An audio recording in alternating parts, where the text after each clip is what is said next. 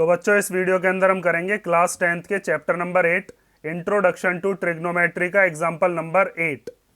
तो एग्जाम्पल 8 में हमें दिया है if sine A minus B equal to 1/2। Sine A minus B की वैल्यू कितनी दे रखी है 1/2। तो ये ए माइनस बी क्या है, ये एक एंगल होगा, ठीक है। Cos A plus B equal to कितना है 1/2। कॉस ए प्लस बी की वैल्यू भी कितनी दे रखी है 1/2।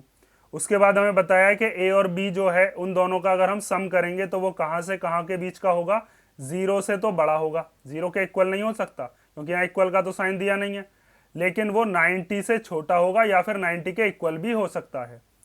उसके बाद इसने कहा है कि एंगल ए की जो वैल्यू आएगी वो एंगल बी से बड़ी आनी चाहिए। फाइंड ए एंड बी, तो बताइए ए और बी क्या है, ये चीज हमें बतानी है। तो देखिए अब आपको क्या करना है इसके अंदर, इसको करने का एक तरीका है, ऐसा ही क्वेश्चन आपकी एक्सरसाइज में भी है, कई बार आ चुका है ये क्वेश्चन। तो सबसे पहले आपको जो भी वैल्यूज दे रखी होती हैं, जैसे साइन ए माइनस बी क्या दे रखा है 1/2, तो आपको साइन में ही वैल्यू चेक करनी पड़ेगी कि 1/2 साइन में कितने डिग्री की वैल्यू होती है, 30 डिग्री, 45 डिग्री, 60 डिग्री या 90 डिग्री। तो आपने टेबल कर रखा होगा। तो साइन 30 की वैल्यू होती है कितनी 1/2। तो यहां पर हम लिख देंगे 1/2 की जगह पर कितना साइन 30।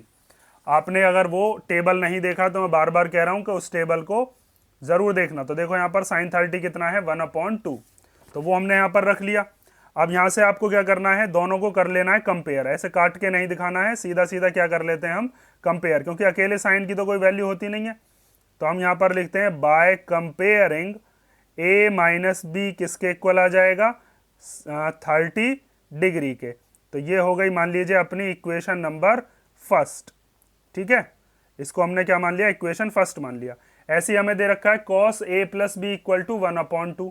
तो अब आप क्या लिखोगे, cos A plus B equal to 1/2।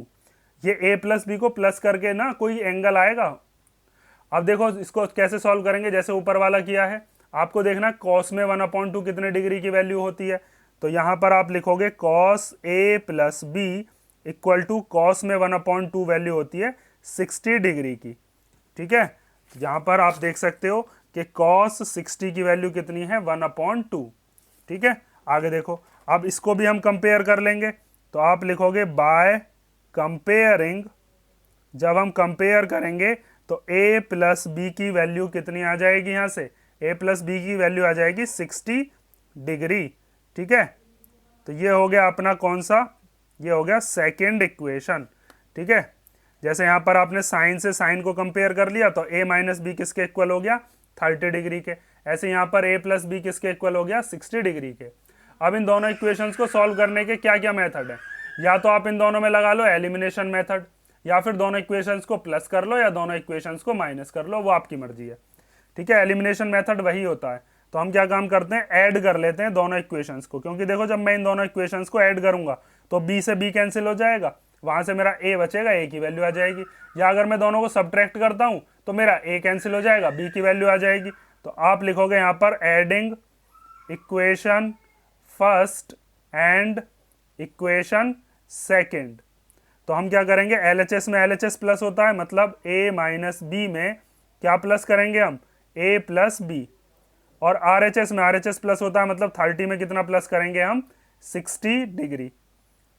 तो यहां पर ये माइनस का b और प्लस का b ये दोनों तो कैंसिल हो गए, a और a कितना हो जाएगा 2a, और 30 और 60 कितना हो जाएगा 90 डिग्री। अब ये 2 इधर मल्टीप्लीकेशन में, इधर आएगा तो डिवीजन में। तो 90 के डिवाइड में कितना आ गया 2 से इसको कैंसिल कर दोगे कितनी बार चला जाएगा 45 बार। तो a की वैल्यू कितनी आ गई 45 डिग्री। अब हम निकालेंगे b की वैल्यू। तो ये जो a इक्वल टू 45 डिग्री आया, इसकी वैल्यू को पुट कर दो, चाहो तो फर्स्ट में चाहो सेकंड में।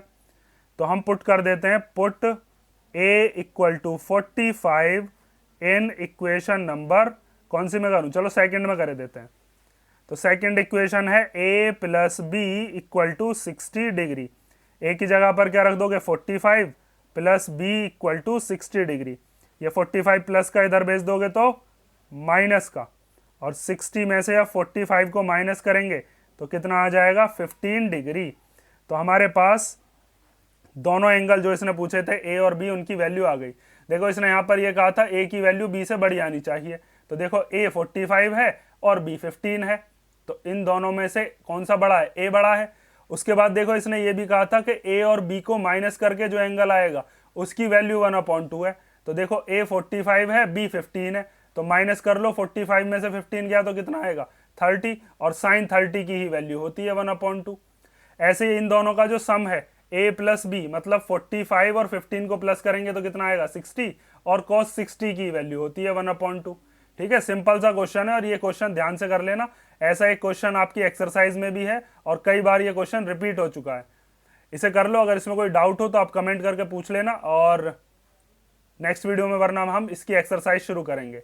और देखो यहाँ पर एक चीज और देखो, ये जो चीज बताई थी ना कि ए और बी का जो सम है वो 0 से 90 के बीच में आएगा, 0 से बड़ा होगा और 90 से छोटा हो सकता है, या 90 के इक्वल भी। तो देखो ए और बी का सम करेंगे तो 60 आएगा और वो 90 से छोटा रहेगा, 0 से बड़ा रहेगा। ठीक है, तो इसे कर लो और नेक्स्ट वीडियो में मिलते हैं हम नेक्स्ट एक्सरसाइज आपकी 8.2 के साथ।